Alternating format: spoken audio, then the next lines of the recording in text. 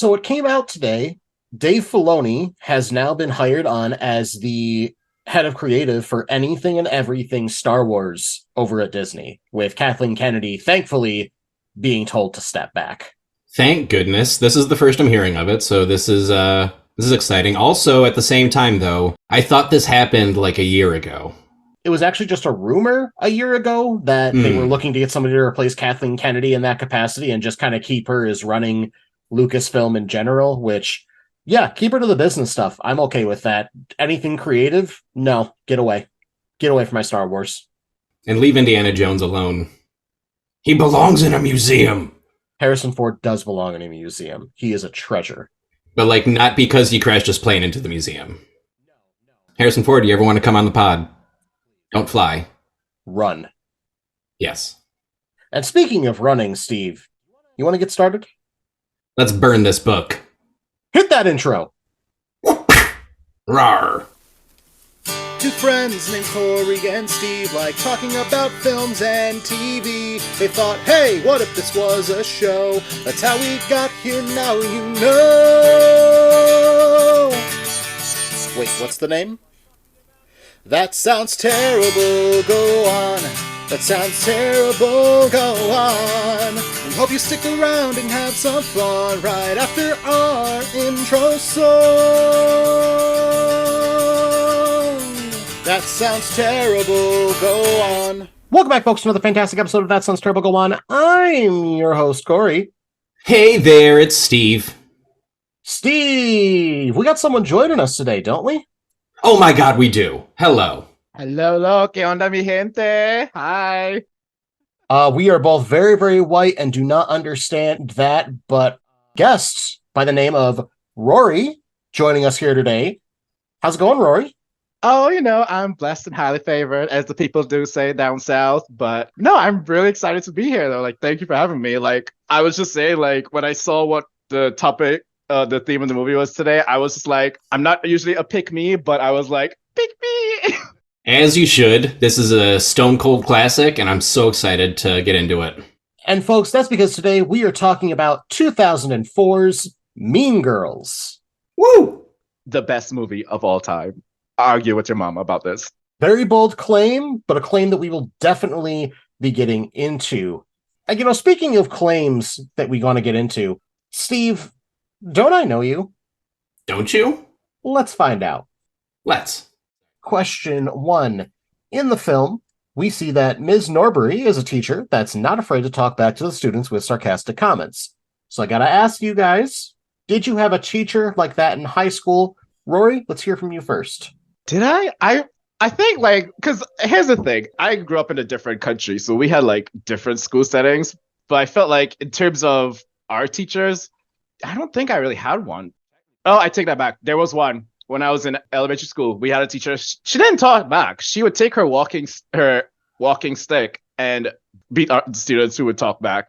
Actually, that was back in the day when corporal punishment was a thing. Corporal punishment didn't get abolished until like halfway through my K through 12 equivalent career. So, yeah, I guess that counts. So like 5 years ago? No, this was like, I would say 15, 20 years ago. It got abolished. Damn. And just for clarification, what island were you from? I was born and raised in Trinidad and Tobago. Good to have that clarification. Now, Steve, what about you? Yeah. I mean, a couple teachers come to mind, but one in particular was, he was an English teacher. He was a very surly gentleman, very much like a Hemingway type of guy, big bushy beard, smoked a lot, very like manly sort of persona. And he was never afraid to speak his mind towards the kids, but one that always stuck with me, like if we were in study hall or any sort of setting and someone opened like a bag of chips or had some sort of snack, it was always, and what taste sensation are we celebrating today? But the best thing about this teacher, his last name is spelled Haugh, pronounced Hawk. Guess what his first name was? Mike. No. True story. That's why he hated everybody. Yep. He insisted on being called Mr. Hawk. He probably could have gone with Mr. Haw, but for whatever reason. Well, he's heed his last haw. Oh, Corey, how about you? Any sarcastic teachers come to mind to answer your own question? I had a computer programming teacher by the name of Mr. Meyer. I remember that for our computer programming final, he looked to me after handing out the assignment to the class and said, Kesselring, just make me a song using the audio chip. So I programmed the song Frere Jacques into the audio chip. Like I figured it out just by ear, by like trying different tones and everything. And when I played it for him as my final, his response was, I should fail you for bringing me a French song. Oh, get him. All right, question 2. In the film, Katie is the new kid in school, taking everything in for the very first time. Now, guys, have you ever been the new kid in school? And if so, what was it like? So this actually is personal to me. I actually transferred into an American international school. I got a scholarship program, so I transferred from the school system that was in Trinidad that was based off of the British school system, and it was an all-boys school that I was in, to the American high school. And so I was the new kid, basically dealing with people that were sons and daughters of diplomats or those working in the oil companies back home. So I was basically the poor kid in the rich kid scenario. So I was basically just like the extreme. So I guess in that sense, I was the homeschool jungle freak. It was a wild 2 years. Steve, how about you? Not really, unless you count like entering high school and being one of 200 new kids. But that still was a bit of a shock for me because I came from a class of 7 in my 8th grade graduating class to a school with hundreds of people in it, roughly my own age. That was a bit of a shock. You kind of gravitate towards your people and your stuff, and you kind of go about life. But I've never been the one new kid. I've been a freshman. I survived. Even though they fucking stole my CD player. God, I forgot about that. That was a good CD player. Corey, have you ever been the new kid in school? I was the new kid once and then sort of a new kid another time. So I had gotten kicked out of my school district and then got sent to the program where they just send all the bad kids. Side note, don't give children adult dosages of Zoloft. Kind of messes them up. Now you tell me.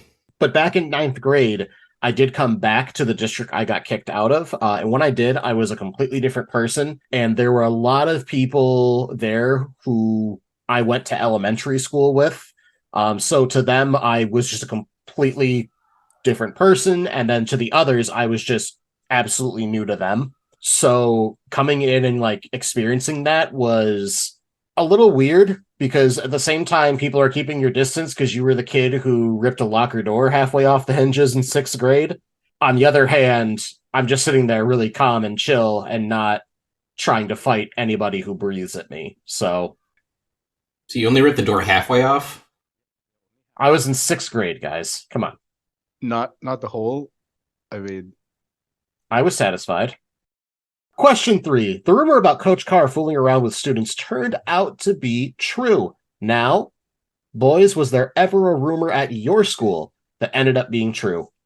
definitely not. Not at all. Not in my case. No. I mean, there were a couple teachers that, at least rumor had it, had an eye for the younger women in the school. And I, full disclosure, cannot 100% verify anything. So can't say for certain whether rumors turned out to be true. But there was one teacher who was teaching at that time. There was a young lady in the grade above me. It seemed like the two of them were like a little bit too close all the time, like always hanging out together, and like she would pick his kid up from school and stuff like that. Again, this is alleged. I'm just regurgitating old high school gossip, but if you spend enough time around these two, you were like, hey, maybe there's some truth to it. That man is still teaching at that school. Let's hope that rumor was not true. All I'm gonna say. Corey, give me the salacious deets on your rumor. I remember a rumor where an English teacher and the metal shop teacher were dating, and then by the end of the year, they were engaged. Now, I can't fully recall if that was all true or not because, Adderall brain. So if anyone listening went to high school with me and can confirm or deny that, please let us know on our Instagram, Facebook, or YouTube page. Well, I had something almost identical at my high school, except it was two English teachers. So you say they were turning a few pages? They were sparking some notes. Put some dog ears on those pages, I'll tell you. Donde está la biblioteca? Am I right? I before E, except after me. Ooh. All right, folks, that's going to wrap up Don't I Know You? And, folks, before we move on to our next segment, just a quick commercial break. All right, folks, I am here at Goblin's Den Tattoo out in the lovely Syracuse, New York, being currently inked by Leah, owner, operator, and a fantastic individual. Leah, how are you doing today? We're doing good. We're doing good. Doing really good, doing good. Am I doing good? Am I sitting good? Yes. Excellent, fantastic. We're both hydrated. That's the dream. Let's be honest here. So how long have you been tattooing for? I have been tattooing for technically 5 years. So tell me, what are your favorite tattoos to both design and put on people's bodies?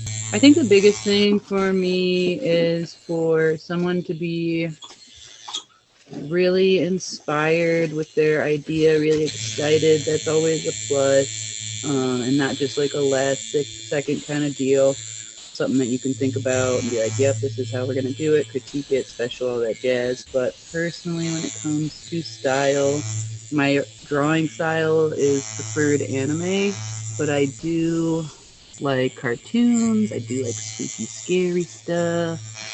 I like plants and stuff. A lot of people come to me for floral. But yeah, so I like more animated stuff that can be stylized. Kind of neo-traditional, but not so out there. Well, you heard it here, folks. If you're looking for any of those kinds of styles or designs, you know exactly where you need to hit up. That again, that is Goblin's Den Tattoo out in Syracuse, New York. What's the Instagram name? Instagram name is Goblin's Den Tattoo. Same for Facebook. We're currently adjusting our social medias and getting them more active. So Instagram, Goblin's Den Tattoo. Facebook, Goblin's Den Tattoo. And my name is Leah Tran, if you're trying to look for me personally. We also have another artist, Sid, and Sid is also on there as well. And folks, the Goblin's Den Tattoo is also a safe place for those of you who are LGBTQ+. So if you're looking for a shop that's both safe and not run by pieces of human garbage, then we can give you the guarantee that the Goblin's Den is the destination. Again, that's the Goblin's Den. Find them on Instagram or Facebook and book your next session today.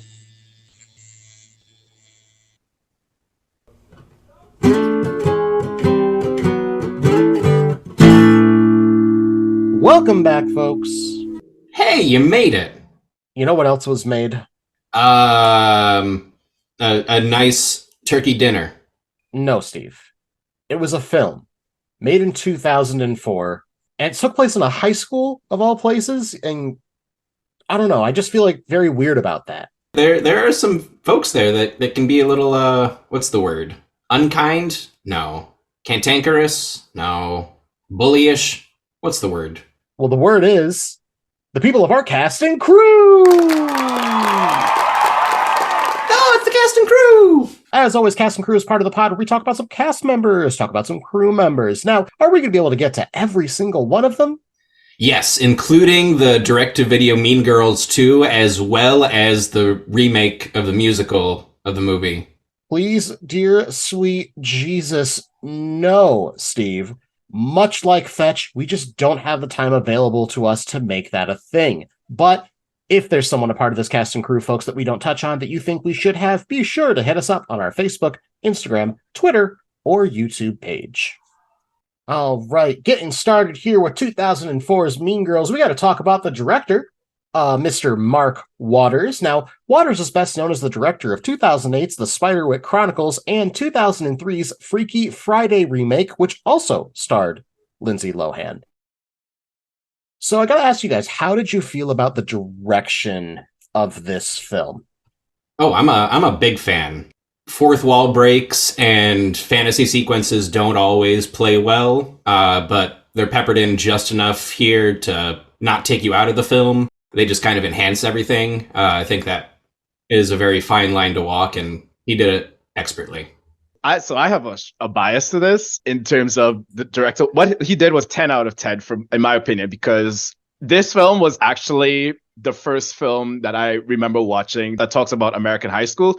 I mean, yes, I know it's like an over exaggeration of like what a typical American high school is, but for a foreigner looking into the film, it definitely portrayed the social hierarchy and backgrounds of how American high schools are typically run. With in addition to like breaking the fourth wall and with all the extra commentary he put into there, I think it was actually really how it was structured was well done for me. Yeah, I fully agree on that. I think he captured the essence of American high schools at the time, but added just enough extra ridiculousness to it to make it entertaining. Because cliques were obviously a thing. There were, groups of like plastics and jocks and weirdos and, hot Asians. They were everywhere in high school. But of course, not to that extent, I would say. Consider I went to like an always Catholic school. I never really did the co-ed high school aspect until way later, and so I was like, this is really interesting. I was like, is this what it's really like in America? And I think that started my fascination of like watching watching everything high school related, because later on I got into like Pretty Little Liars, Gossip Girl, and Beverly Hills 90210. I think it just started a trend for me to just get into that kind of teen drama. It was like my gateway into American life. And that gateway, of course, wouldn't exist if we didn't have the screenplay writer who also played Miss Sharon Norbury. That's right, folks, Tina Fey. Tina Fey is best known as both a writer and cast member of Saturday Night Live from 1997 to 2006, the creator and writer and starring as Liz Lemon in NBC's 30 Rock, the co-creator and writer of Netflix's The Unbreakable Kimmy Schmidt, the co-creator and writer of NBC's Mr. Mayor, as Cinda Canning in Hulu's Only Murderers in the Building, and she has even hosted Saturday Night Live 6 times, as well as the co-host of the 70th, 71st, 72nd, and 78th Golden Globe Awards with Amy Poehler. She has been nominated for 45 Primetime Emmys, winning 9, 10 Golden Globes, winning 3, a Grammy Award, a Tony Award, 14 SAG Awards, winning 5, and 15 WGA Awards, winning 7. If that wasn't enough, in 2010, she was awarded the Mark Twain Prize for American Humor, becoming the youngest ever recipient of the award at the age of 40. And that in 2011, she would receive a star on the Hollywood Walk of Fame. Now, before we talk about her character, Ms. Norbury, let's talk about this writing here. And just for the time, this was such a fresh script. This came out in a time where everybody's main form of socializing and entertainment was screaming movie quotes at each other. And this film probably fueled a third of that. There are so many iconic jokes, one-liners, just wonderful turns of phrase that stick with you, that make you laugh, even after hearing them for the 100th time. Dear God, what a brilliant writer this woman is. And all these quotable moments in this film, completely original. I've never even heard anyone even try to capture the essence of things like, oh my God, Danny DeVito, I love your work. Never heard anyone try something like that towards anyone in any other form of media but here. If you can have a script from beginning to end quotable and you can recite the entire movie from top to bottom, you have something legendary in your hands. This was definitely a good era for that. I think it also helped that internet usage in like high school homes, like social media or so, was starting to get on the rise right around the time of this release. So people would like go back and be like, I love Mean Girls. Oh my God, here's like a GIF or a quote from it. And people literally just saying it back and forth. It's a film that definitely came out at the right time. But regardless of all of that rambling, the script is fantastic. Tina Fey has proven herself time and time again, and of course, this is no exception. But let's talk about her character, Ms. Norbury, and her performance. Again, she nails it. She obviously knew this character through and through. She probably put just enough of herself into it so that she could really play to it, which is she's very, very good at doing. Her character's fun. I think she killed the performance, and I don't think I can ever picture anyone else in that role. Yeah, I'm pretty sure even in the remake she's playing her again, from what I could see in the trailer. But yeah, she plays the perfect combination of confident but like worn down by life. You know, has all this advice because she's been there, but none of the kids want to listen to it. And after you go through that, however many years in a row, that'll get to you. Not to mention having to like work other jobs to make ends meet because teachers don't get paid shit. All that comes across in her character, and she gets to say some funny stuff too. Yeah, just to piggyback off of that, actually, I think the part where she has the multiple jobs, I think that really stuck out to me later when I rewatched the movies, because I never thought of teachers being underpaid in America, because back home, teachers are actually decently paid. And looking at all the, whether it's movies or TV shows that are high school related, I think Mean Girls does it really well in showing how relatable teachers are, that how Miss Norbury is to nowadays where they have to work multiple jobs. Because when you really think about it, you never see other shows showing teachers working a job other than their teaching position. They kind of glamorize the teaching role as being like, you know, they're well paid and all that. I think Mean Girls is one of the very few American movies, media in general, that actually makes her more relatable. Yeah, I'd say at least for something that is popular. Probably other media forms that came before that showed the realities, but nothing as popular as this I can't think of off the top of my head. All I can think of is Breaking Bad. He works at the car wash as well as being a chemistry teacher. So you're telling me that Ms. Norbury, in fact, was manufacturing and selling marijuana tablets? Yeah, I thought that was painfully obvious from the subtext. Were you guys not picking up on that?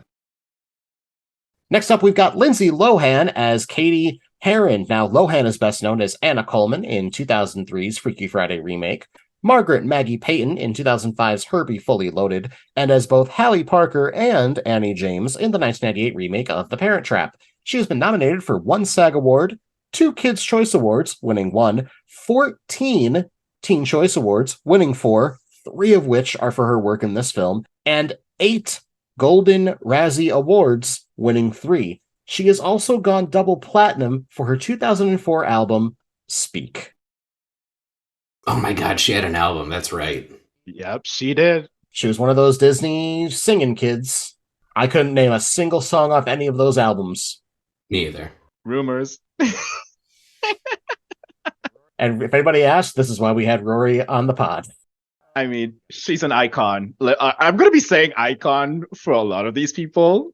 And I will say that this movie should retroactively be included in the LGBTQ plus list of, you know, gay icon movies. But we'll get to that explanation when we go down that list. But she is one of the gay icons recently, you know, especially that meme with the Mykonos meme from her reality show. I would recommend watching that reality show. It's actually very entertaining. I forgot what's the name of it. When she has that hotel in Mykonos, and that meme where she came out and they were like, honey, this is how you throw a party in Mykonos. And she does that weird dance.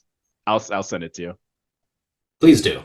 I respectfully will not watch it because I hate reality TV. But you know what I didn't hate? Lindsay Lohan in this role. This was, I feel, her peak stardom at this point. This was just before everything started crashing down through the partying, and by that I mean alcohol and drug use, which befalls so many child stars. This was it. Like, Lindsay Lohan was the it girl at this point, and she does not miss a beat. You can absolutely see why people loved her. When this came out, I remember, like, my general feeling about it was this movie has no reason to be this good. This movie should be bad just because of, like, what I was used to from Lindsay Lohan and where I was in my life. That's not to say that she's not brilliant. She's wonderful. But this is something that you saw the marketing for and you expect it to be just like a very mediocre Disney-esque teen comedy. But what you get, out of everything is terrific. Not the least of which is Lindsay Lohan being, dare I say, catty. In this time frame, like any movie that Lindsay Lohan was in, it was like a must-see for me to go to. I mean, because you had Freaky Friday in one year, the following year was Mean Girls, and then you had Herbie, and it was just like there was like a good like 3 or 4 years where any movie she was in, it was like a must-see. And at that time, I was like, I literally just went in just to go anything she was in. Just boom, we're in the movies, front row, watch it, legend, at least teen legend. Honestly, I was really happy that Confessions of a Teenage Shopaholic or Teenage Drama Queen, I think it was also released the same year as this, and that horrible, horrible film, we'll get there, did not overshadow her performance in this. Oh, yeah, that's right. That existed. Sure did. Yeah, we don't talk about that. But you know who we do talk about? Rachel McAdams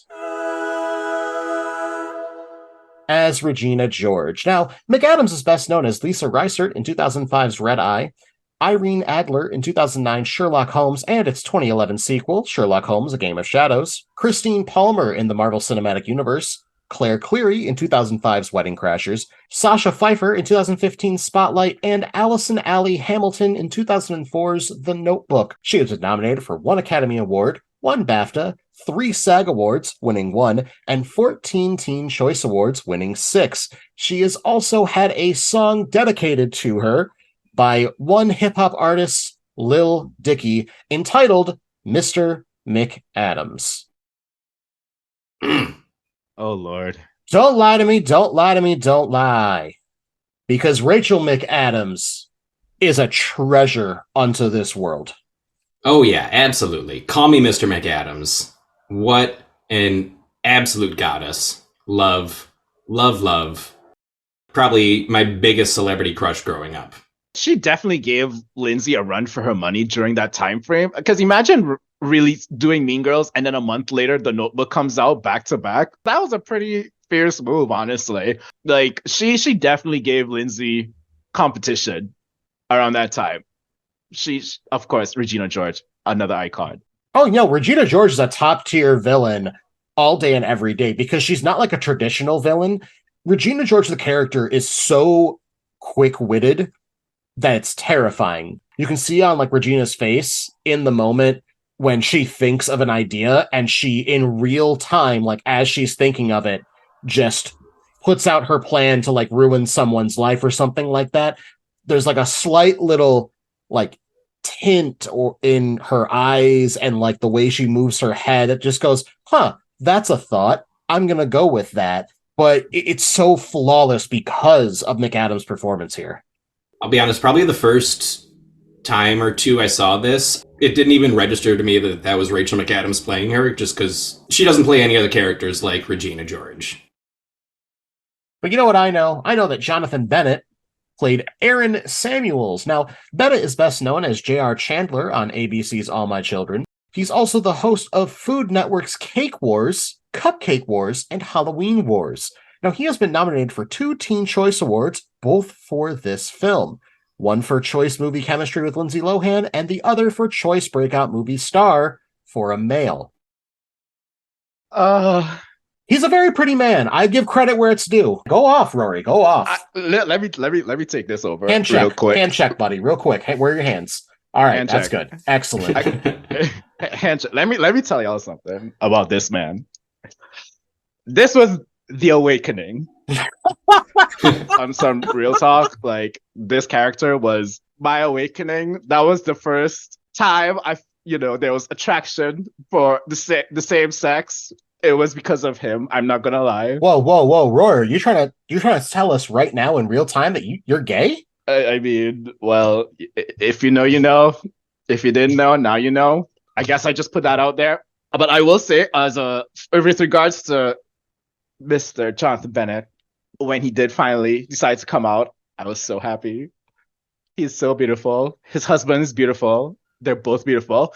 And let me tell you something about this as well. The reason why I say this should be retroactively be put into the LGBTQ plus list of the gay library of like gay media, all of the leading men besides the principal are gay. They all came out except for the actor that played Mr. Duvall. It's a gay movie. When you really think about like now, when we look back, it's like this is a very gay movie.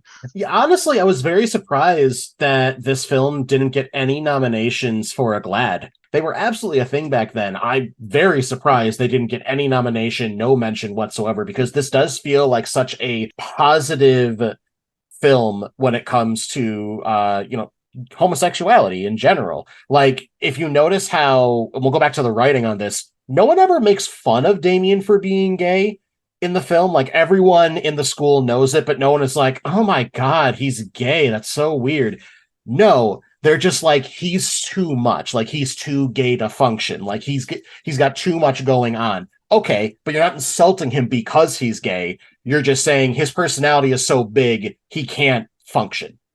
I actually didn't take that. I thought that was an insult, I guess. But then back then, I didn't know like what it was. Yeah. I'm saying it's an insult, but what I'm saying is it's not an insult because he's gay. And that's what I never felt from the film. I mean, which, you know, that's, again, my personal interpretation, willing to listen to others. But Oh, okay.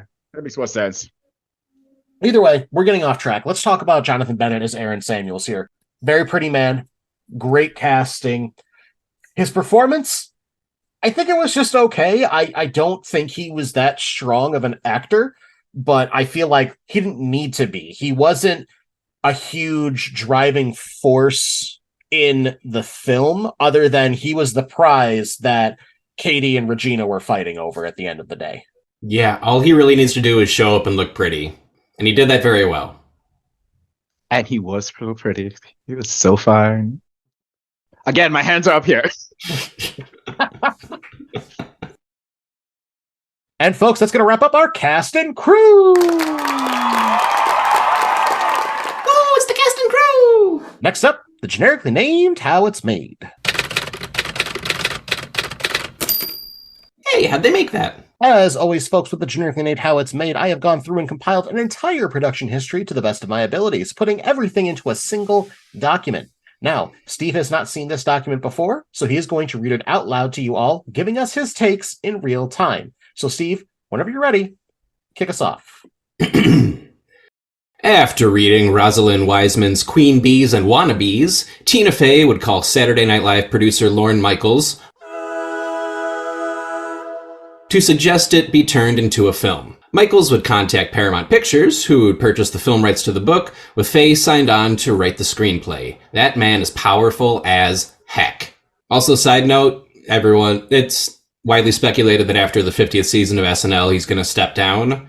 I would love if Tina Fey took over for him. It's not exactly a hot take. She's probably one of the favorites, but she knows comedy and she knows the business very, very well. And that is what you need to take over for that man.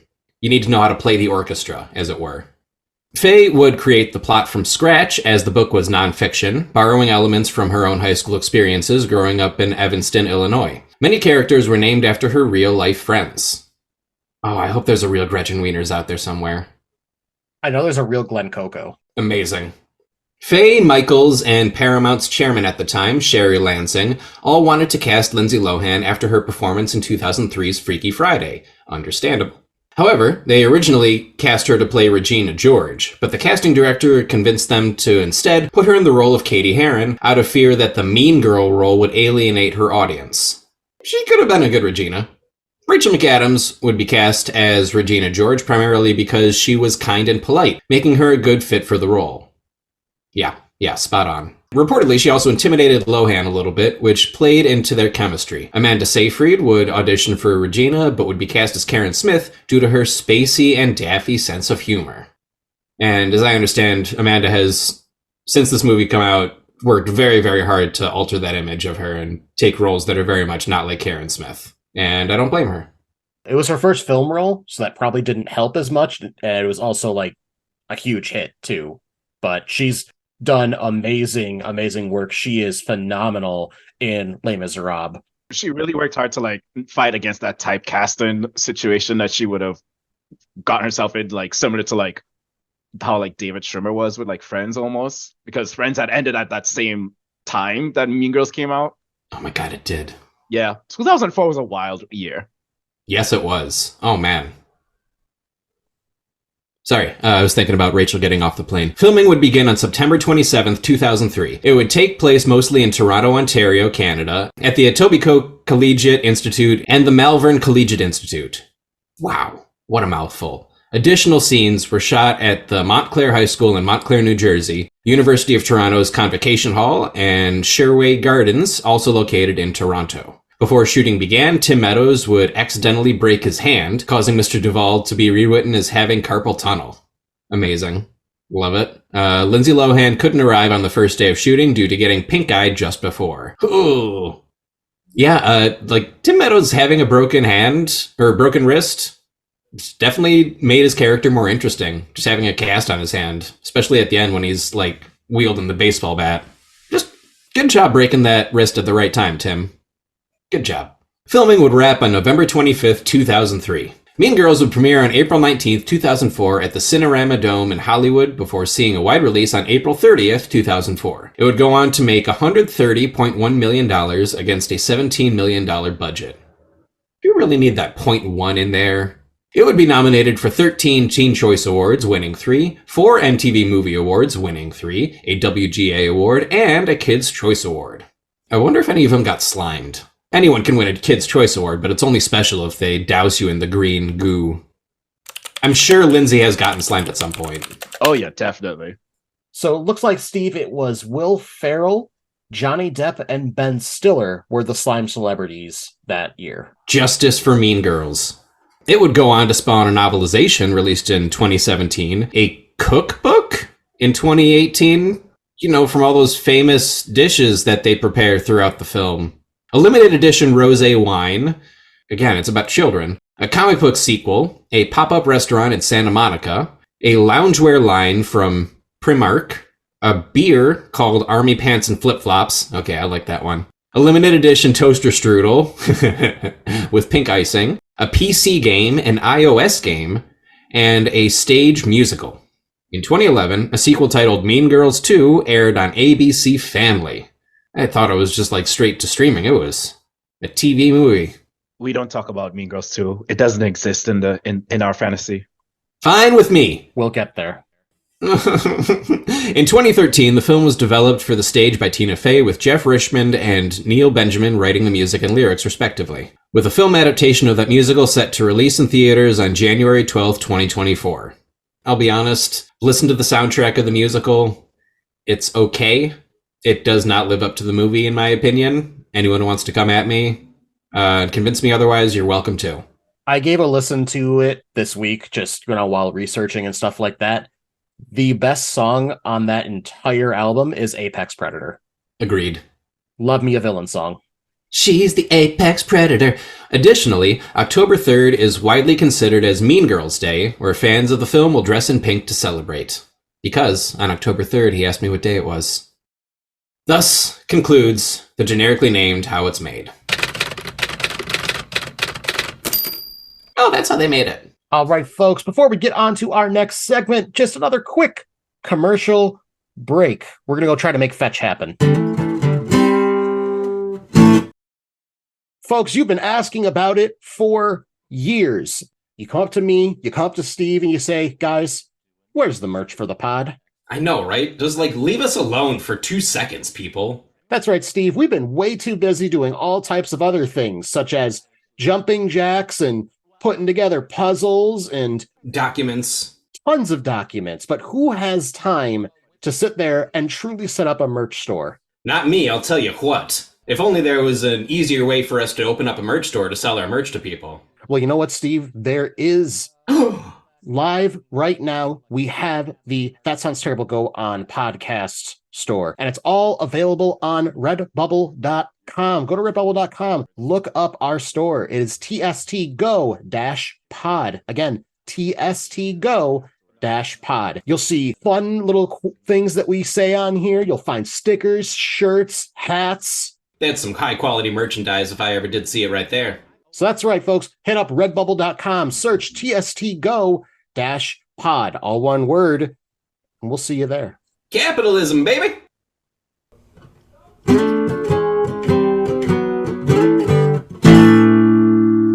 Welcome back, folks.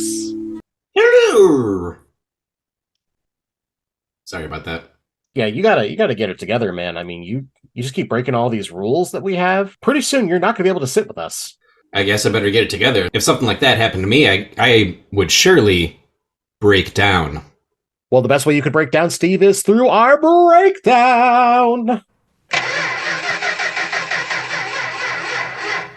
Oh, don't do this to me. That's right, folks. The breakdown is part of the pod where we go through the entire plot scene by scene, giving our takes as we go. Now, are we able to talk about every single line, every single moment, every single camera shot? Yep, I've got the screenplay and the storyboards up. Let's go frame by frame. Nope, not enough time in the world to make that happen. It just does not go with my shoes. Your face smells like peppermint. Steve, let's not get into who smells like what as we kick off this breakdown in 3, 2. 16-year-old homeschooled Katie Heron and her zoologist parents returned to the United States after 12 years in Africa, settling in Evanston, Illinois. After an intimidating first day at North Shore High School, Katie befriends outsiders Janice Ian, played by Lizzie Kaplan, and Damian Lee, played by Daniel Franzese, after they get her to skip health class so they can hang out. So, bit of an exposition dump here in the beginning, but it is broken up by some really hilarious jokes regarding religious homeschool families and their desire to fight the dinosaurs and homosexuals. Amen. Love that line so much. Just attack the homosexuals right from jump. Also, Bust almost running over Katie represents that if she's not careful here, she's gonna get mowed over. Yes, this high school could end up being her final destination. Can I also talk about the quick throwaway line that explains the cast on Tim Meadows' character? My carpal tunnel came back. That's the line that they used to justify it, and I never thought twice about it. Yeah, like I just assumed, oh, this guy recently had extensive surgery on his wrist, and the bandages fit. And it just made him more human of a character. This part was interesting. I think the first joke that stood out was we have a new student from Africa. And this is the very first thing that stood out to me. It was like, we have a new student from Africa, and then they'd point to the African American girl, and I was like, oh my goodness. Subliminal racism. And I was like, no, but it was so funny. I was like, I'm from Michigan. This is already as iconic as it is in the movie. It's something I could actually see happening too, given the fact that this is happening in Illinois. Like, yeah, Evanston is like a suburb of Chicago, but it's still Illinois at the end of the day. That's true. Notes of Liz Lemon there. Now, how did you guys feel about the friendship blossoming between these three? Did you feel it felt natural or a bit forced? I feel like it maybe starts a little bit forced just because you don't see Janice and Damien's reasoning that, oh, this girl is like lost and we need to take her under our wing. They just kind of do it, but it keeps the plot moving forward and it works for me. It's not something you question unless you like stop to think about it a whole bunch. I'm fine with it.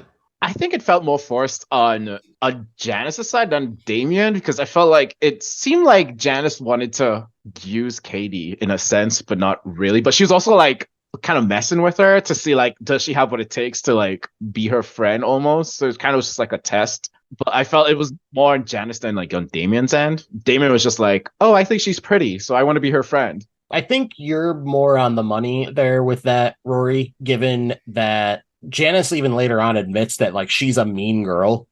Like it's not in her nature to be a nice person. So I think, her kind of testing the waters, like, all right, are you strong enough? Like, I'm going to haze you a little bit. Are you strong enough to like hang out with us? Are you cool enough to hang out with the best people you'll ever meet? So I think it's kind of right in the middle. It's a bit natural. It's a bit forced, obviously, to move the story along. But I could also see this happening. I, would see this happen in high school where like, oh, there's a new kid and people would just approach the new kid and like, hey, you're having lunch with us. Come on. For the sake of the movie, I buy it. Janice and Damien explain the school's various cliques to Katie. They warn her to avoid the Plastics, a clique consisting of wealthy but insecure Gretchen Wieners, played by Lacey Chabert, sweet but dim-witted Karen Smith, played by Amanda Seyfried, and Queen Bee Regina George. When Katie is invited to sit with the Plastics at lunch, Janice persuades her to infiltrate them. I love the detail of having other students explain how they feel about Regina George, because it's both funny and helps break up yet another expedition dump by giving us a real-time example of this is what the student body all around thinks of her. This whole scene from beginning to end was probably the most fascinating part about it for me, because we didn't have cliques back home. So to see like an exposition of how, obviously it's not all American high schools had this, but just to see like how like American high schools like broke it down into like cliques in this detail was such a fascination to me that I was like, oh, this is not like how things are run back home. So I thought it was a very like well done section of the whole movie. And it fascinated to the point of where I actually wanted to do more research into American high schools. They also have like a social hierarchy in high schools where there's like the queens, and then it's just like breaks down into different hierarchical levels in this high school. I also feel like the scene serves to show that Regina George does has some kind of heart at the end of the day. Like when she tells off the one dude who's hitting on Katie, to me, that was kind of saying like she's not all bad, even if her intentions tend to shift that way. And I feel like that's kind of a very important message the movie tries to get across is Regina George is a bully. Yes, but she's still a person. They're not trying to dehumanize her at all in the film. Yeah, it's a good way to put it. She has this amazing power to read and like break people down, and she sometimes uses the power for good. Sometimes. Also, this whole plan to infiltrate the plastics is aggressively high school. Kids plotting to ruin someone's life and thinking that they're in some kind of like spy thriller, like, oh, I can't be found out. It's really dramatic. So it makes perfect sense that this would take place in high school. This is like a plot thread that just runs throughout all like high school shows almost. When you really look back, it's like always just like them backstabbing each other. It's always just ends up being like the same kind of common thread amongst all of them. Yeah, there's just like this notion in high school comedies of being quote unquote popular. And what it really comes down to is being rich and pretty, because popular means everybody likes you. But when you're a mean person like this, very few people are going to like you. Therefore, you're not that popular. But you still surround yourself with a key group of like-minded people, and you act like it. In my high school, like the most popular people were people that did not have a clique. They were just cool dudes that were friends with everyone. I guess looking back, I was popular, quote unquote, but partially it was because I was like, I would quote unquote, I guess, what's the term? A Nepo baby? Because my brother went to the same all boys high school that I went to at the time. And so I went to the same school he went. He was like one of the most popular guys in the school. Everyone had respect for him.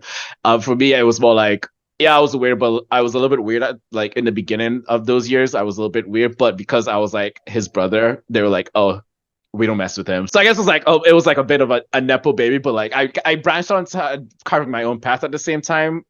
And so it was a combination of me being myself, but also having like a legacy vibe with from my brother, because he also swam as well. Like to get to school? Yes, we swam to school. You know, we had to swim from one island to the next to go to the school. Like it was a whole journey and a half that we had to do. We didn't swing from trees to trees. We didn't swing on the tree vines. We swam to different islands. Respect. Katie becomes attracted to Aaron Samuels, a senior in her calculus class. When she tells Gretchen and Karen this, they inform her that Aaron is Regina's ex-boyfriend and to stay away from him. After math class one day, Katie is invited to join the school's mathletes. Straightforward scenes here, just giving us some more setup. Katie wants to be with Aaron, but girl rules state she can't because one of her friends dated him already. That's just like girl code 101. You don't date your friend's ex. Now, if I don't know if this happens in lesbian world, but you know, in gay world, in gay code 101, I mean, that flies out the window because you know everyone is intermingling with each other. I feel like it's part of like hetero guy code too. Yeah, or I think with like hetero guy code, you have to have that conversation like, yo, I know it's been like 3 years since y'all were together. Are you cool if I, you know? Yes, there is a statute of limitations. Right. If it's been like 2 weeks, you're a scumbag for even asking. Yep. If you don't ask, you're a scumbag. And then homo guy code, that doesn't apply. And not applicable. Not applicable. Sounds like an absolute utopia. A cocktopia. A dudetopia. A rectopia. That's it. Oh my god, not a rectopia. Oh my goodness. Wrecked him, damn near killed him. We also get to meet KG, aka Kevin Napor, who is the Mathletes president, who tries to act like that one guy we all knew in high school who was like, I'm really into hip hop, and I pretend that means I'm tough. Poor guy. He tries so hard. I guess if anybody had to be a pick-me in that movie, it would be him. Yeah, he spends most of his time on screen clamoring for others' approval. Yeah. Let it go, bro. But he's got all those business cards. Why? Is it really necessary to have those cards, mate? Like, stop it. I think his character really, like, because I think back, like, I every time of those type of people from my high school, I would just get so irritated with them. Just like, stop it. Stop. It's fair. After school, Katie and the Plastics hit up the mall where Regina warns Katie about joining the Mathletes, calling it social suicide. While there, Gretchen sees her ex-boyfriend Jason, played by Daniel DeSanto, with another girl. To get them to stop seeing each other, Regina calls the girl's house, pretending to be a receptionist at Planned Parenthood, calling for the girl, saying she has her test results. Later, at Regina's house, Katie learns about the Burn Book, a scrapbook the Plastics fill with cruel rumors about students and faculty. When they come across Janice and Damien's photo in it, Katie lets it slip that Damien is almost too gay to function, and the Plastics write that in next to his photo, which Katie regrets. Just more further setup here for Katie, as she is presented with a kind of a fork in the road at this point. She can continue hanging out with the Plastics and being someone she's not, or keep being true to herself and join the Mathletes. Because she even mentioned earlier that she loves math because it's the same in every language. If you really think about it, the Burn Book was a precursor to like Facebook and Instagram and social media in general, because they all talk shit and we all do it on social media. And they do it to such an extent because it's something that they don't have to confront face to face with the other people that they're talking about, aka social media. Yeah. Mean Girls was ahead of its time in technology. Tina Fey invented Facebook. You heard it here first. I also love how every now and again in the film we get these little cutaway gags where Katie is imagining people acting like animals. Like here we see her picturing the mall fountain as a watering hole, and all the teenagers are just kind of doing their own thing around the watering hole. Some are like drinking from the water, some of them are fighting, some are like chasing each other. It's silly and fun, but also puts us more in Katie's head. It's nice to see how she views and interprets the world, because it really brings you in to sympathizing with her and everything that she goes through, even though she doesn't do all great stuff the whole time. We also begin to see how quick and easy it is for Regina to, quote-unquote, ruin someone's life with just a simple phone call. To me, that's the writing just showing that Regina being considered a huge threat, it's not just rumors. She will ruin someone's life without a second thought, and it's so easy for her. It's very smart writing. Yeah, and also with that scene, as soon as Regina's done making the phone call, she and the rest of the Plastics walk away, but Katie sticks around and sees the aftermath and sees the fallout and like sees this life getting ruined in real time, while the rest of them just keep it out of sight, out of mind.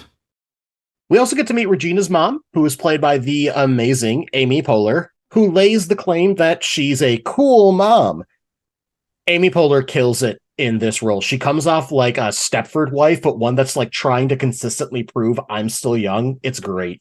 It's hilarious. She's so good. She tries to be like so hip and cool and be like, she wants to be like down with the kids. And it's just like that one friend's mom that we all know that's just like, she wants to hang with her children. Like, oh, I can't have alcohol. Oh, there's no alcohol in this. Do you want alcohol in it, honey? It's okay. I'd rather you drink in the house. You just met this girl. I think and also the best part too is, as an aside, when Kris Jenner parodied her in Ariana Grande's music video. Thank you, next. I saw the video once when it came out, but yeah, it's coming back. Excellent. That's how iconic she is. Truly. There's also a quick scene where the Plastics are looking in the mirror saying what they hate about their bodies, and I feel a great point is brought up by Katie, where she says, I used to think there was just fat and skinny. Apparently there's a lot of things that can be wrong on your body. This is kind of just showcasing the ridiculousness of beauty standards. Like, these three are considered the hottest gals in their entire school, and they still don't think that they're beautiful. It's powerful, especially at the time. Like, this wasn't really getting talked about in a large film like this. And it's also just portrayed as like normal everyday behavior from these girls. Like, they don't even give it a second thought what they're saying about themselves. And Katie is the best person to weigh in on that because she's completely removed from all these societal norms. So her noticing this and being like, that's really weird that you guys would think that way. An outsider's view is always just a great way to showcase how fucked up the situation is. I thought it was interesting because I never really thought it was like, oh, wow, dude, is this what all these girls have to go through? And then I thought, no wonder they all have they have problems with a lot. And then when you really think about it, with like how many like high school girls would have like eating disorders and when it gets down into that whole, and it's just like, oh damn, like the amount of expectations that's thrown on high school girls is just like, it's just mind-boggling, honestly. Truly. As the weeks go by and after a few conversations, Aaron invites Katie to his Halloween party. While at the party, Regina, jealous that Aaron and Katie are getting close, kisses him in front of her and resumes their relationship. Feeling betrayed, Katie fully commits to Janice's plan to ruin Regina's reputation. Got a quick scene where we see Regina trying to get Katie and Gretchen to fight after Regina gets Katie to say that Gretchen likes attention. And oh, what's that? Gretchen is revealed to be on the call the whole time. Just further showing how cunning Regina is. Why do you think Regina did this? Yeah, my take on it is Regina's just enjoying the power that she has over everybody, even including her best friends. Like, she can stir the pot and get them to hate each other just because she can. She's just flexing on them. Yeah, that's kind of my take on it as well. It's just her asserting dominance, if we're talking in Animal Kingdom style. It's her letting Katie know, I'm the one calling the shots here. So this part also contains one of my favorite scenes in the movie, where this is like the next morning after the party. And so, they go to sit at the table and Regina's like, why do you wear your hair like that? Your hair looks so sexy, push back. Katie, will you please tell him his hair looks sexy, push back? And then they have the animal montage scene where she jumps over like a cheetah over the table and she starts doing the cat fights. And this is when I really got obsessed with like cat fights and watching cat fights in reality shows. I'm not even going to lie. A lot of awakenings for you in this film, Rory. Yeah. There's a lot of things that's been happening in this movie. This cat fight was like a literal and like metaphorical like sense of a cat fight. And I was like, this is hilarious and so cool. And like this will forever live rent free in my head. And like when like Aaron said, was just the face that he made during that was just so funny as well. And then you hear like the rare and then like the swipe with the claws. It was just great. I also made a note to point out Aaron's face in that little fantasy sequence being like the screaming chimpanzee. Love it. That's the best acting he does in the movie. I'm actually gonna have to agree with that. I'm not even gonna lie. That whole montage was just like the top 3 like best scenes in the entire movie. It was just so good. Regina tells Katie that she and Janice were once friends until she accused Janice of being a lesbian and ostracized her. After their attempts to sabotage Regina's appearance backfire, Katie, Janice, and Damien plan to turn Gretchen against Regina by making it seem as though Regina has sent candy cane grams to Katie and Karen while excluding Gretchen. When I first saw this movie, I didn't know what a lesbian was. I actually thought it was the reverse of what Kevin G thought at the end of the movie. I thought she actually meant Lebanese. Because growing up back home, we have a sizable Lebanese minority population in Trinidad. And because I grew up with a bunch of people of Lebanese descent back home, I actually thought that's what she was referring to. Because I didn't know what a lesbian was. Later on down the line, I was just way too ahead of my time for like figuring this out. More revelations from this film for you. Yeah, and then I had to research what a lesbian was at age. I also really enjoyed the way Regina weaves the whole story about how her and Janice aren't friends anymore. The way McAdams delivers it comes off as she's so sure of her decision to not be friends with Janice anymore and tell everyone that she's a lesbian, but it also feels like she's trying to convince everyone else around her that it was the right decision, but like not in a desperate manner either. Yeah, like she's very much, look at how reasonable a person I am. Of course I had to do this. X, Y, and Z excuses. I mean, we can't forget why are you so obsessed with me? Another reason why this movie is iconic too. For you to have Queen Mariah Carey have a whole song that was influenced based off this one line, because she has that obsessed song. I did not know that. Yep. Why are you so obsessed with me? It was basically based off of this line. Wow. Amazing. It was influenced allegedly by this line. There's also the complimenting the girl's skirt before insulting it to Katie after the girl walks away, with Katie realizing that Regina did the same thing to her with her bracelet when they first met. And I feel like Regina does this so that she always feels superior to everyone around her, because nobody puts her down, but she puts everybody else down. She's the apex predator. We would be remiss if we did not talk about the iconic line. Fall for you, Glen Coco. You go, Glen Coco. And none for Gretchen Wieners. Bye. Just the delivery of that line was so great. Like, I think one of the things we didn't talk about in cast and crew was like everyone seems to be having so much fun in these roles. And the guy they have playing Damien is just chewing every bit of scenery he can. He loves what he's doing. Oh, he's having so much fun. Please come on the pod. Yes, Daniel Franzese, if you're listening, please come on the pod. Daniel Franzese, I love your work.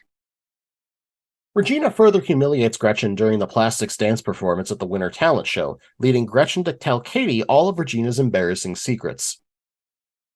Okay, so this is such a brief snippet, but this whole talent show deserves its own discussion section. Like, you got Damien singing Beautiful by Christina Aguilera and getting a shoe thrown at him, but Damien don't take no shit, so he just throws it right back at the audience while he continues singing.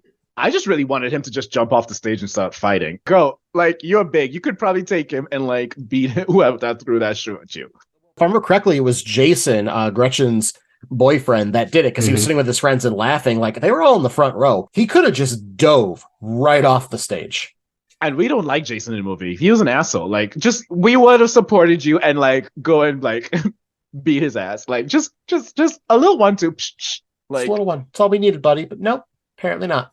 At least he throws the shoe at him without missing a beat of his musical number. But who throws a shoe, honestly? Yeah. Who throws the shoe? We don't throw shoes. We throw these hands.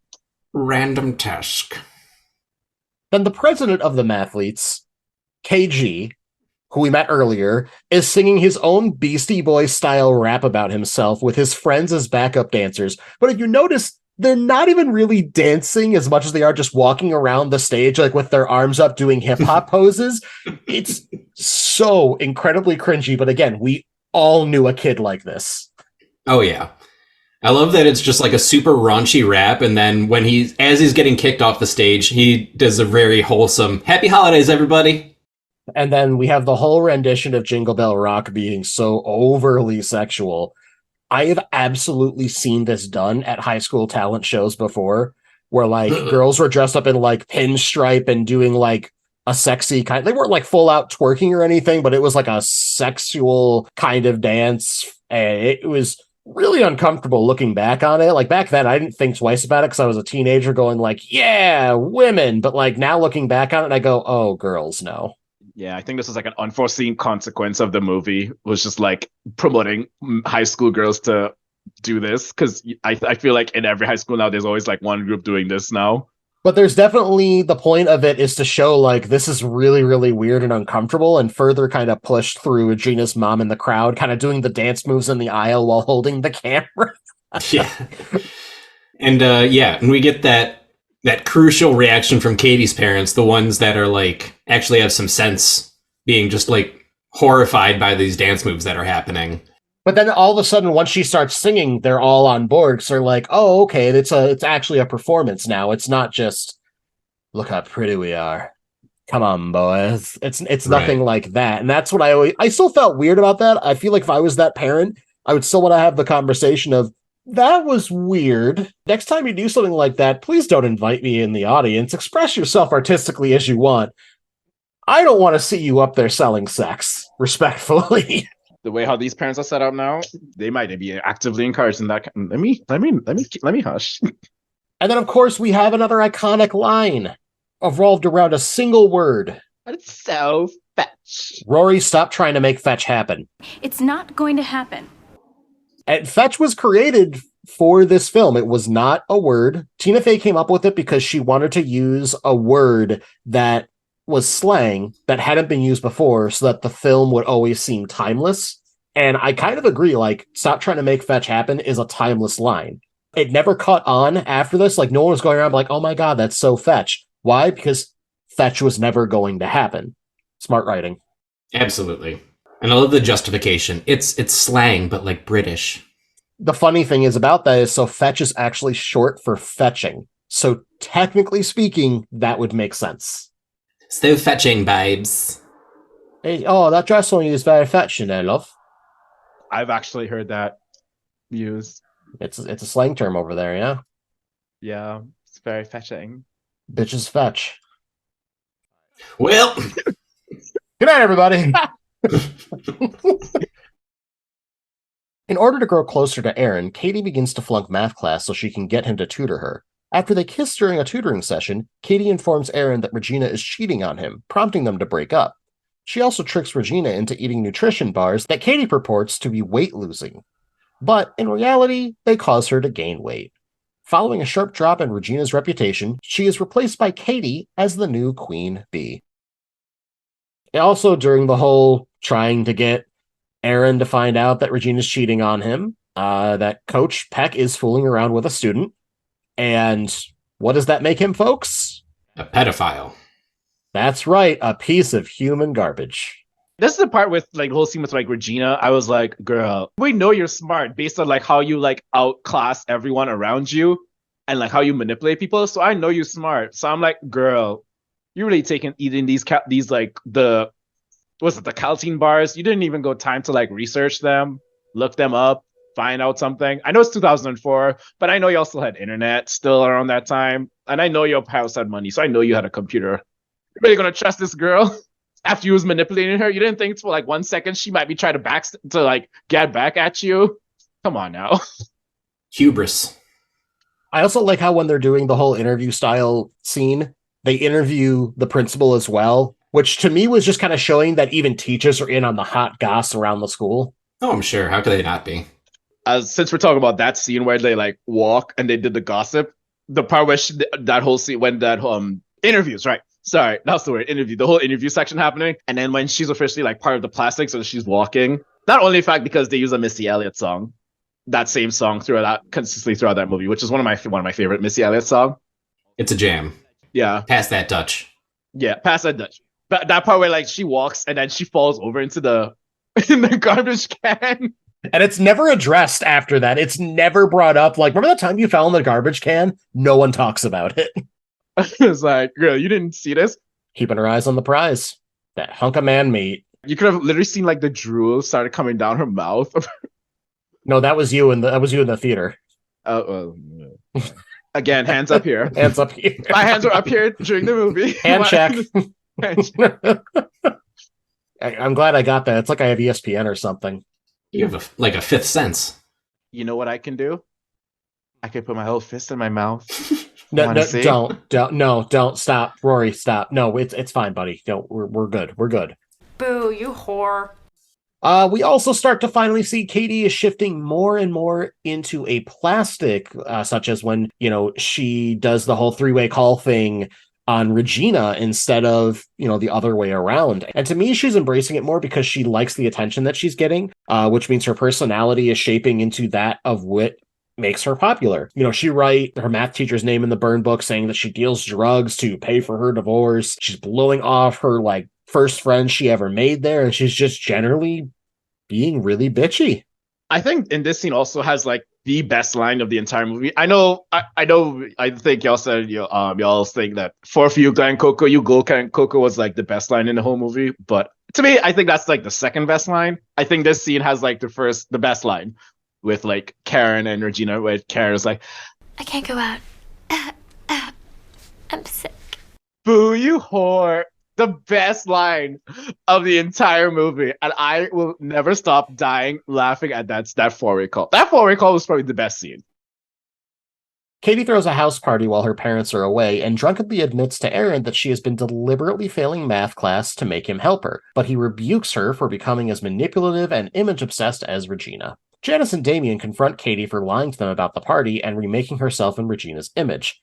Katie accuses Janice of being in love with her, and Janice declares her a mean girl, renouncing their friendship.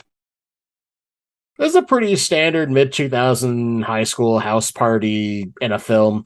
Overall, the setting of the film feels very average here. I never got the feeling of this party is really special. It's just drunk teenagers, loud hippity-hop, and sexual situations happening. Don't get me wrong, I don't hate it. It's just average. I think that's kind of the point, though, because finally she has completed the transformation into your stereotypical plastic. But she messed up. She should have never admitted to Aaron that she has been delivering it. You're supposed to keep those things secret. You're supposed to keep that on the hush. You're not supposed to reveal your tea like that. She fumbled the bag, honestly, in that scene. It's just girl, you finally got what you wanted, and you want to fumble up just like this? Amateur hour. But Aaron's logic is sound here when he says to her, if you wanted to talk to me, why didn't you just talk to me? It's a very pivotal moment for Katie because she did all of these things just because she wanted to date Aaron. And now what's falling her apart is her relationship with him and her relationship with the friend group that liked her for who she originally was. She's now kind of realizing a little bit that she's a shell of her former self. Shout out to the line from Damien. Janice, I cannot stop this car. I have a curfew.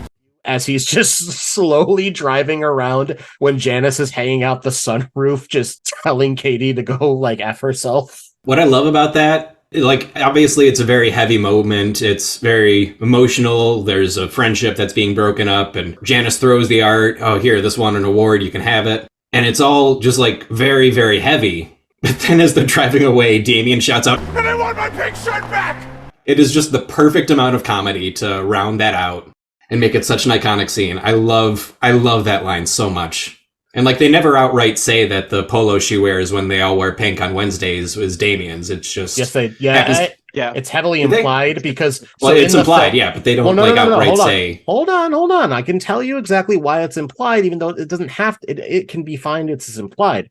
So she says, like, I don't even think I own a pink shirt, and Damien's response is, I have one you can borrow. Oh yeah, that's right. That's on me. Watch the film, Steve. Okay, fine. Wait while I do.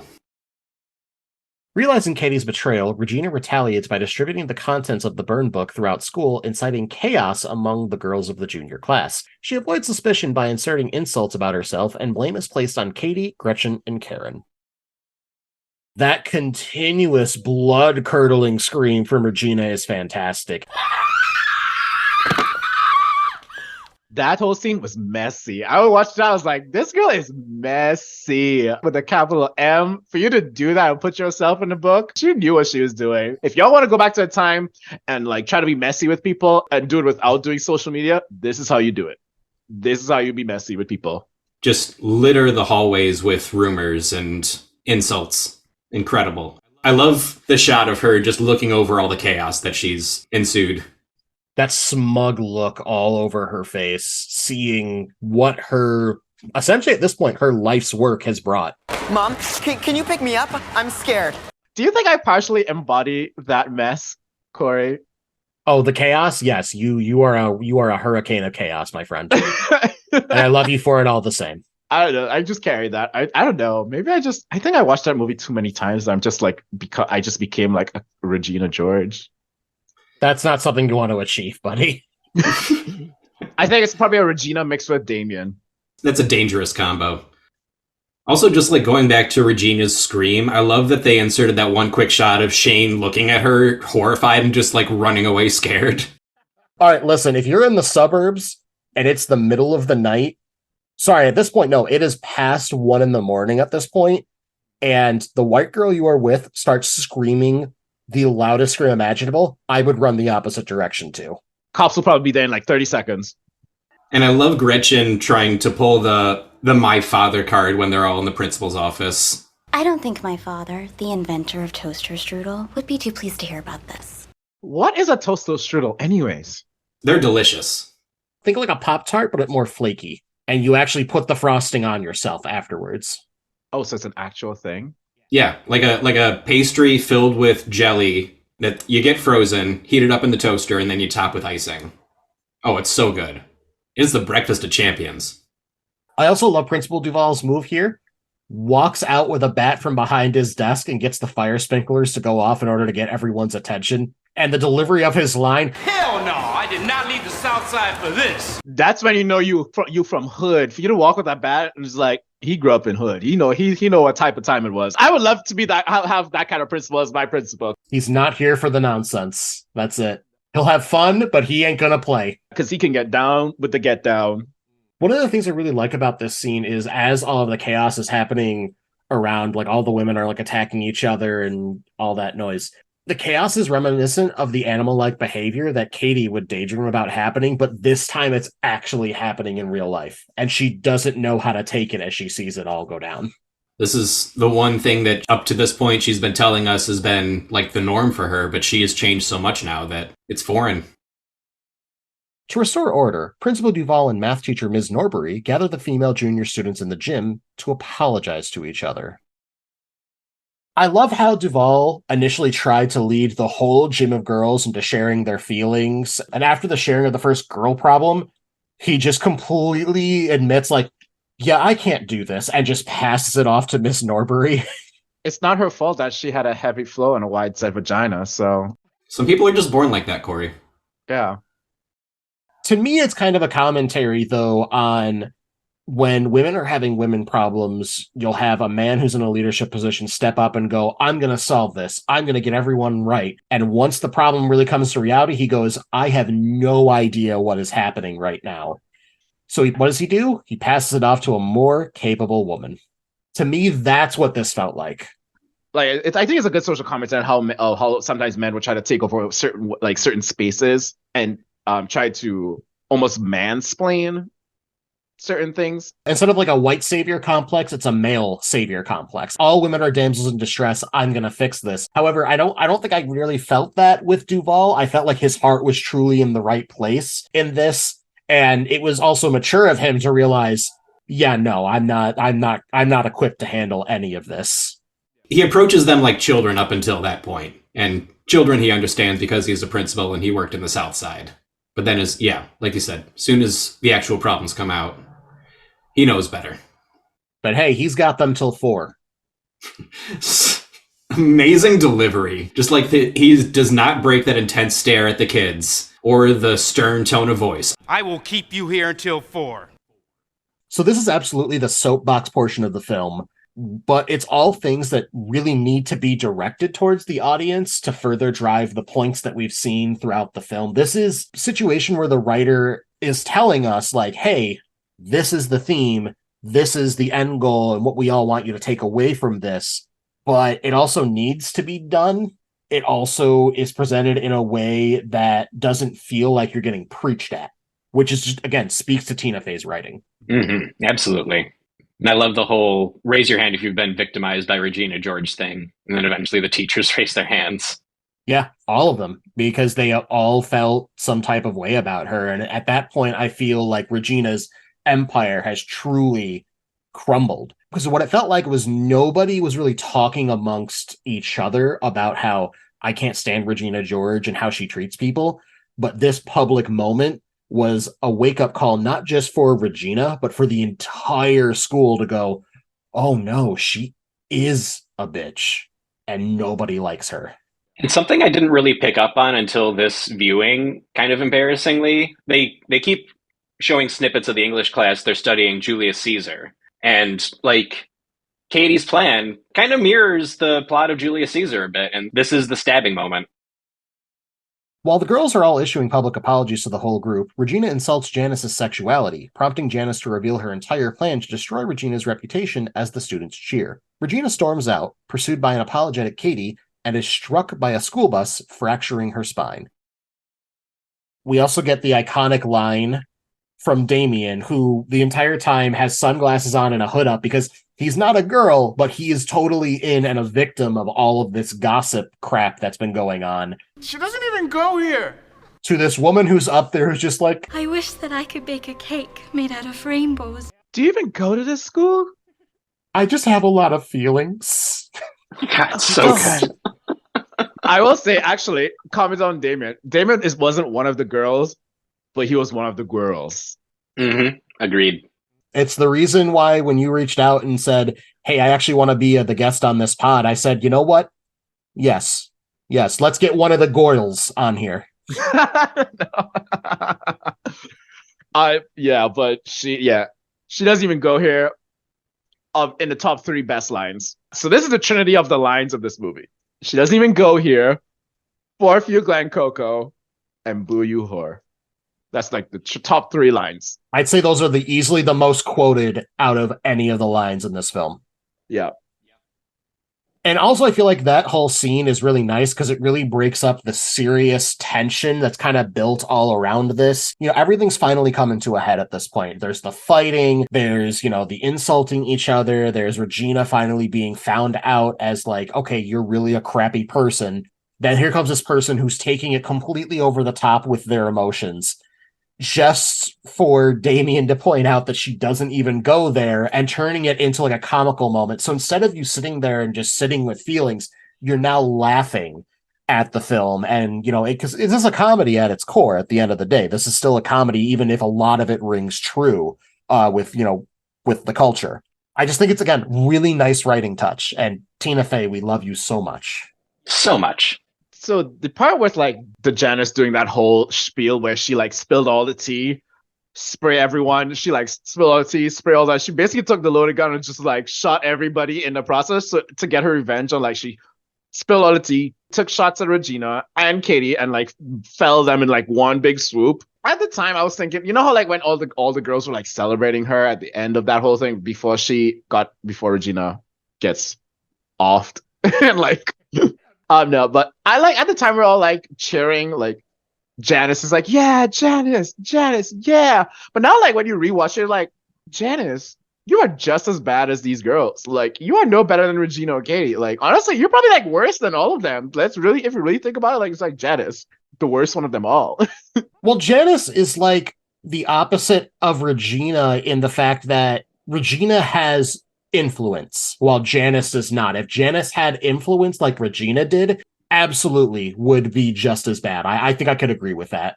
Because like they're both manipulative. And at the end of the day, I feel like when you really think about it now, it's like both of y'all are manipulative as hell. And y'all manipulate this poor girl, technically speaking.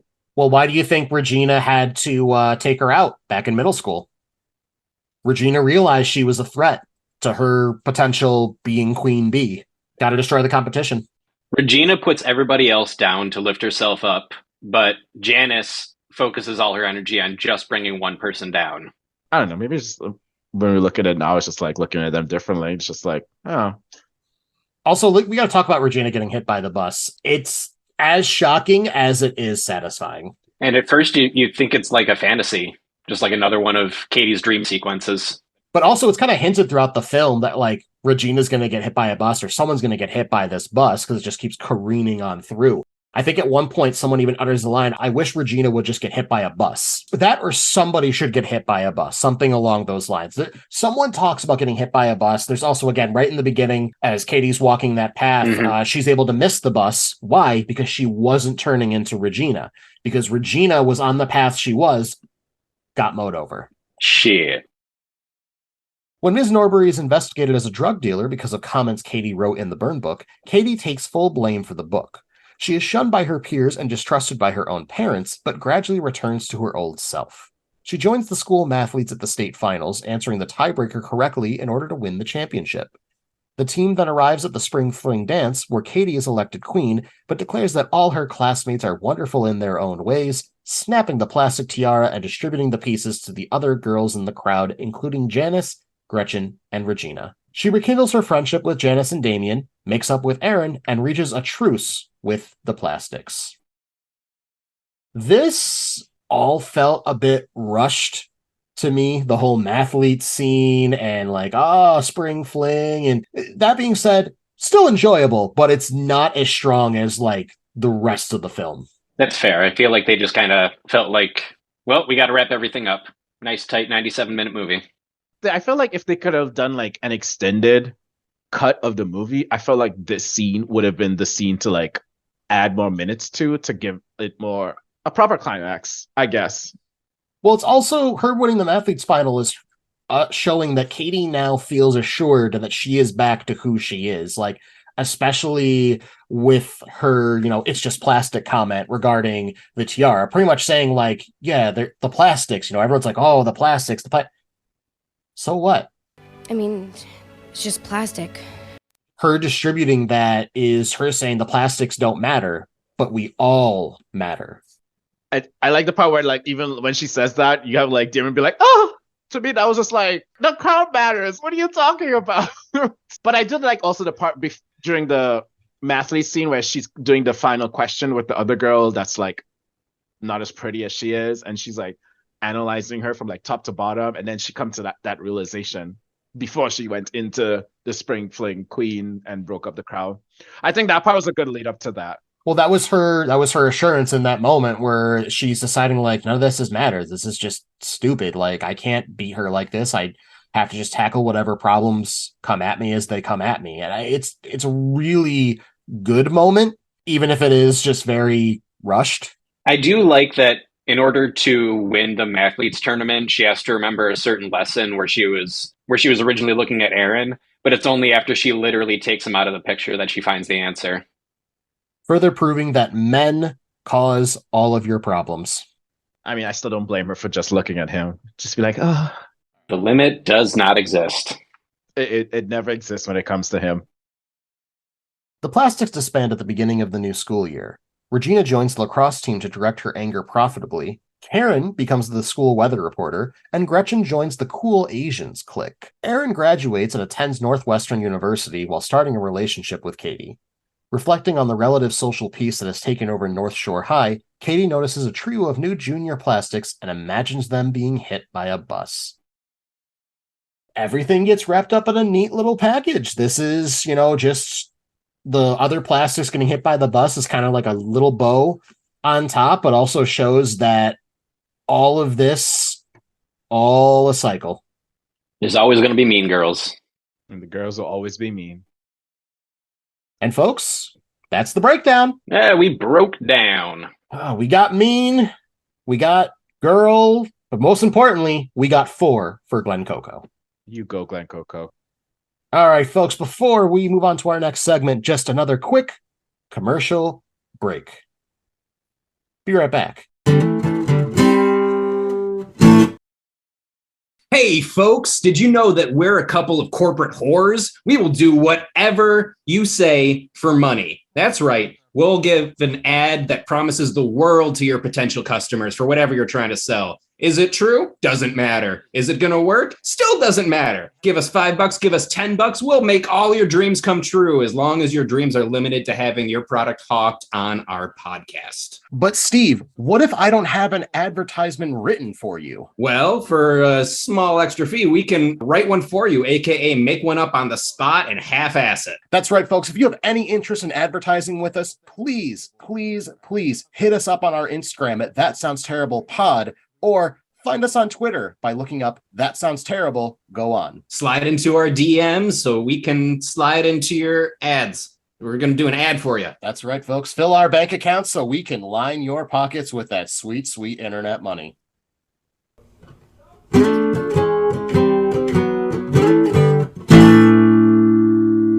Welcome back, folks.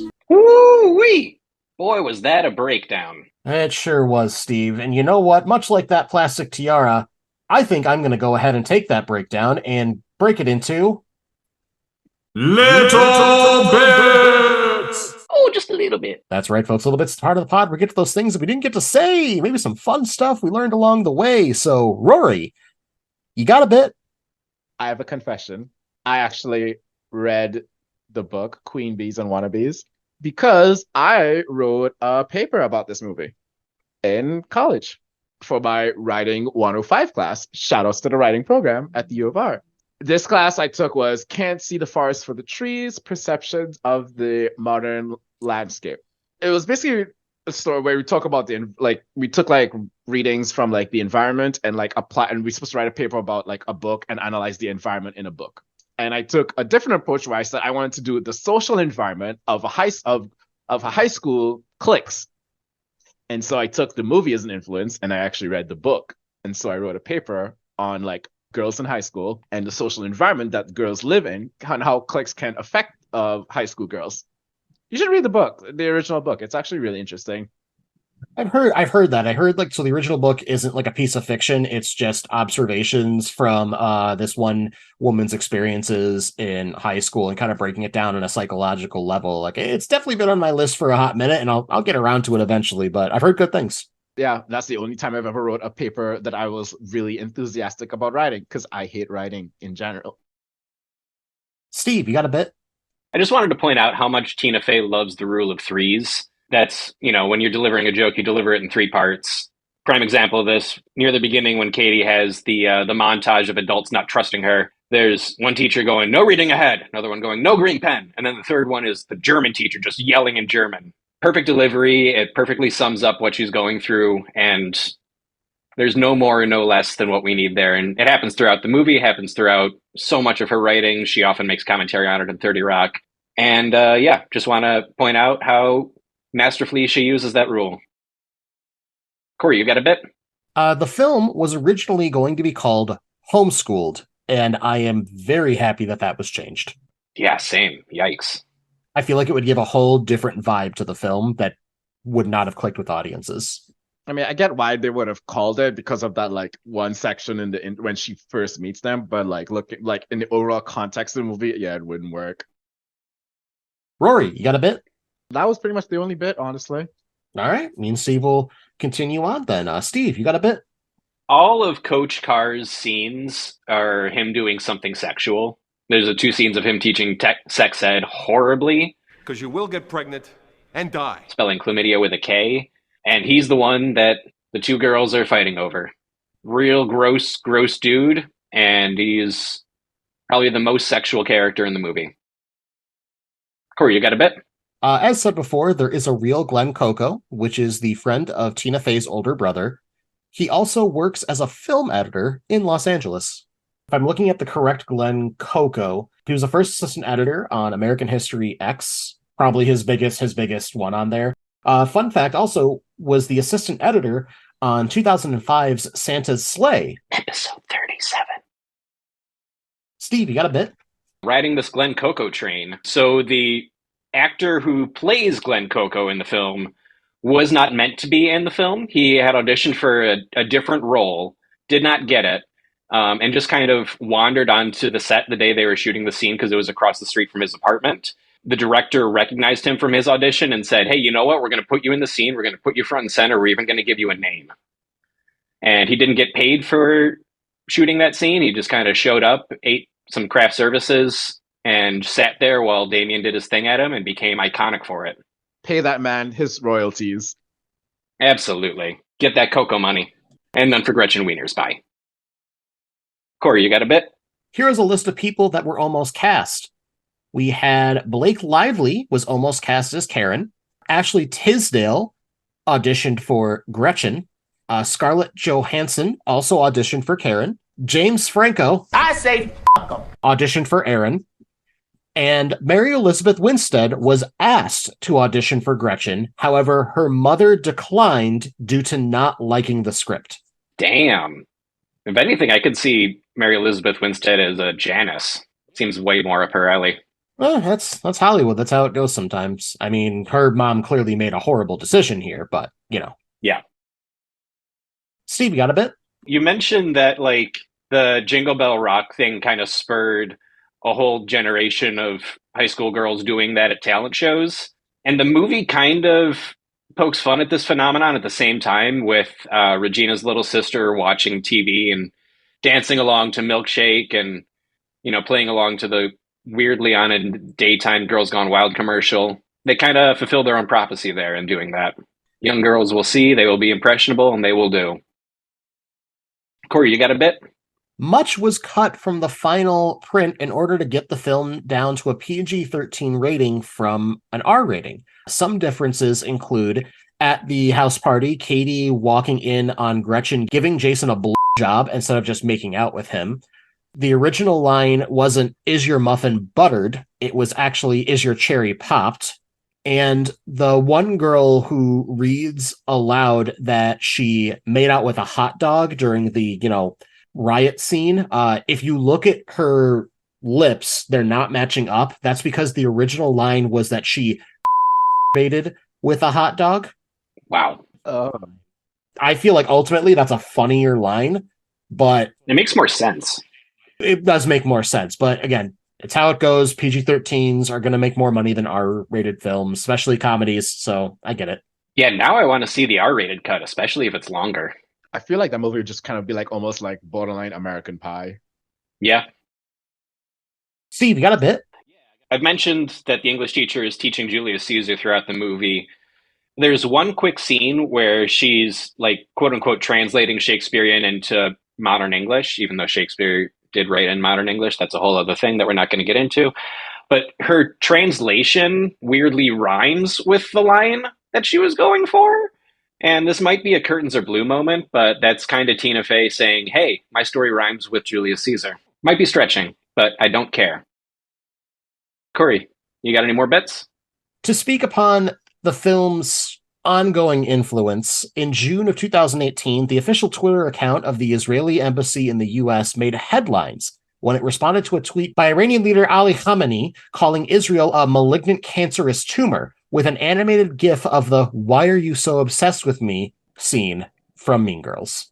Legend. See, if you got governments using that, quoting that movie, legend. Everybody knows Mean Girls, man. Telling you. Yas, Queen. Yes.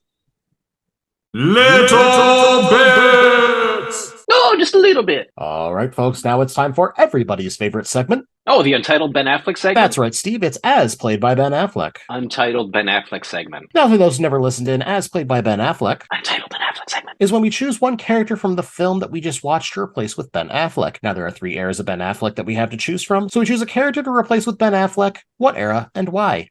First off, we have the Good Will Hunting era Ben Affleck, which is when he was the indie darling, just starting to get into action films. Next up is the Jiggly era Ben Affleck. This is the rom-coms starting around the release of the Jiggly film. Finally, we have Batfleck era Ben Affleck, where he's older, more chiseled, and got that beautiful salt and pepper beard. Now, with that being said, Rory, who are you replacing with Ben Affleck? What era and why? Oh, this is easy. I love me, Jonathan Bennett, but definitely Jiggly era Ben Affleck. It's just easy, slam dunk. Steve, what about you? I am going to be replacing Principal Duval with Batfleck era Ben Affleck. I think having a big hulking presence, wielding a baseball bat, smashing a fire alarm, and saying "I did not leave the South Side for this" would come really well from that. I think he could deliver on the level that Tim Meadows did. I think he could do the character justice. I don't want to recast anyone in this movie, if we're being honest. But, if I had to, I feel like that's a good fit. Principal Duval. So, Corey, who are you going to be replacing with Ben Affleck, what era, and why? I am also going to be replacing Jonathan Bennett as Aaron with Good Will Hunting era Ben Affleck, though. I feel like if we're talking that this is Illinois, again, I understand it's a suburb of Chicago, but I like the idea of maybe someone a little bit more rugged looking, but still young looking enough to play a high schooler. And Good Will Hunting era Ben Affleck would have been able to bring it. And I feel like he would have been able to bring a better performance to the role. I agree with better performance. I don't know if he'd be prettier though. I feel like prettier for the scene because you're in Illinois. You have someone looking a little bit more rugged. Ooh, get him. Instead of being like a pretty boy, you're a rugged pretty boy. A rugged pretty boy, almost like a man. Kind of like, Rory, where are your hands? There you are. There my hands are up and above. My hands are just here, guys. Okay. I've been behaving this entire time. Thank God. I will be misbehaving after this. Yeah, buddy. All right, boys. Final question here I have to ask you both. Would you watch this film again? I mean, I will go home and watch it right now just because I love this. It's literally my favorite movie of all time. It means a lot to me. I guess it helps those formative years of outside world. Compared to growing up in the islands, I think it was really the start of me learning about other cultures outside of my own bubble growing up. So I think it was a good gateway for me to understand in a weird sense different American culture in a sense. Hell yeah. Steve, what about you? Would you watch this film again? Oh my goodness, absolutely yes. Ever since this movie came out and one of my sisters, brought home a rental of it and was like, you have to check this movie out. It's so funny. I've been watching it consistently for the past 20 years. It's so ingrained in my memory that, confession time, I did not finish watching it for this recording of the podcast. I've still got about a half hour left, but it's so chiseled in there that I was able to recall everything. I will continue to watch this movie. It is so goddamn funny, so well written. Tina Fey's a genius. Please, please, please, more. Corey, would you watch this movie again? Oh, absolutely. In the same boat with both of you. This film is a timeless classic. It just really incorporates such great writing, such wonderful social commentary, which always makes for the best comedy. Everything hits in this film. beginning to end. Like, there's a few parts where maybe it lulls a little bit, but otherwise, I can't sit here and say that I hate this film in any capacity. Even when it lulls, I'm still having a great time. So, yes, I would watch this film again. All right, folks, that's going to wrap up 2004's Mean Girls. We did it. We did it. Well, now that we're done getting out of the cafeteria, Steve, what do we got going on for next period? That's right, Corey. We are getting out of the cafeteria and into the afterlife with what I consider to be a new instant classic, Spirited. But we'll get to that. We sure will. That's right, folks. 2022 Spirited, starring Will Ferrell and Ryan Reynolds. It's a Christmassy time of year. We're going to kick our Christmas time off right by getting into the spirit with Spirited. But before we wrap all that up, Rory, thank you so much for joining us. We greatly appreciate your presence here and your takes. Such a delight. Thank you so much for having me. I enjoyed this. This was honestly a blast. And I hope to, maybe another movie. Hell yeah. Well, folks, we're going to see you next time. But until then, I've been Corey. And I'm Steve. Good afternoon. Good day. They're delicious. Some people are just born like that, Corey. Call me Mr. McAdams.